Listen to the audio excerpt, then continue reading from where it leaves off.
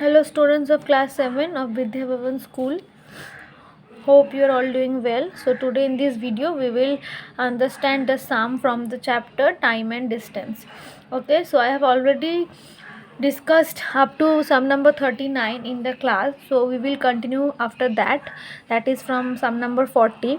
Now from 40 to 46 the sum are of all same type, that is the concept are same. So first of all we will understand that concept that we need to solve all those sums. So the sums are basically for doing those sum we basically need the concept for the boat of the speed of the boat in still water, then the river current that we have in the river water or in sea water, right? So basically what happens, suppose this is a river water. Okay, this is the river water. Okay, and the river water is flowing from this direction A to B, in this direction, and here is a boat.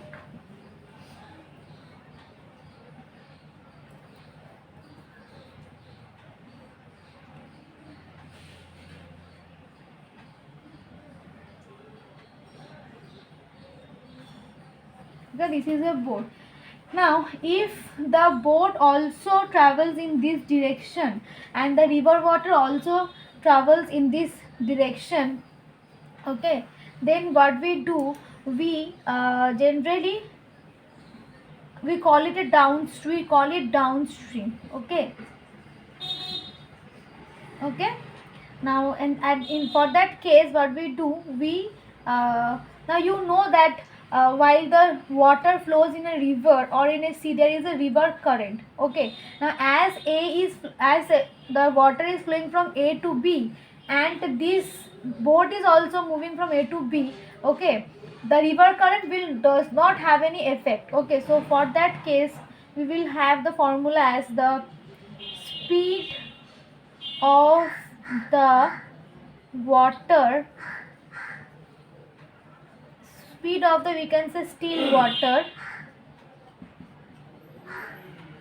speed of the boat in still water plus speed of the river current. Suppose this is the river current. Okay, river current is equals to speed of the boat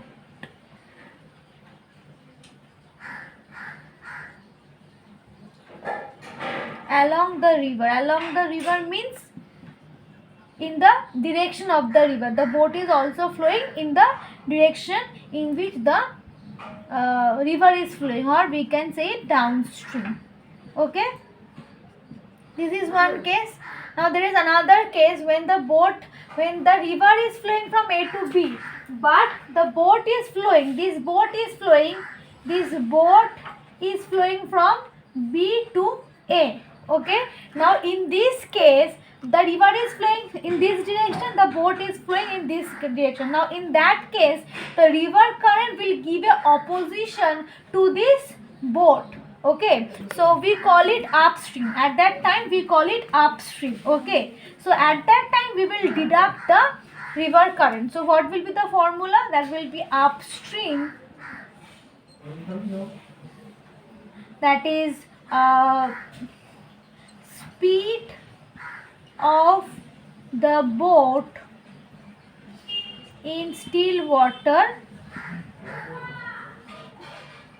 plus speed of the river current, sorry, minus it will be, because why? Because the river is moving in this direction and the boat is moving in this direction. So as the river is moving in this direction, the current will give a opposition when the boat will come from this direction.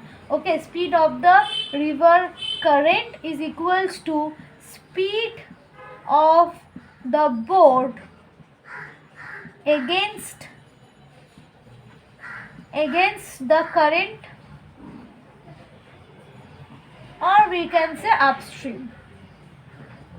Okay, So this is the overall concept that we need to know while solving the sum from 40 to 46. Okay. So this is the overall concept. So what you need to remember is the speed. Three things you have to remember while solving this sum. First is the speed of the boat in still water, then the speed of the river current, and then either the speed of the boat against the current or the speed of the boat along the river or along the current. Okay, that is in the direction of the river in which the direction in which the river is flowing. Okay, so if you remember these three concepts, it will be easier. So for upstream you have to deduct the river current, speed of the river current, and for the downstream you have to add the speed of the river current. Okay, so this concept you have to remember while you are doing the sums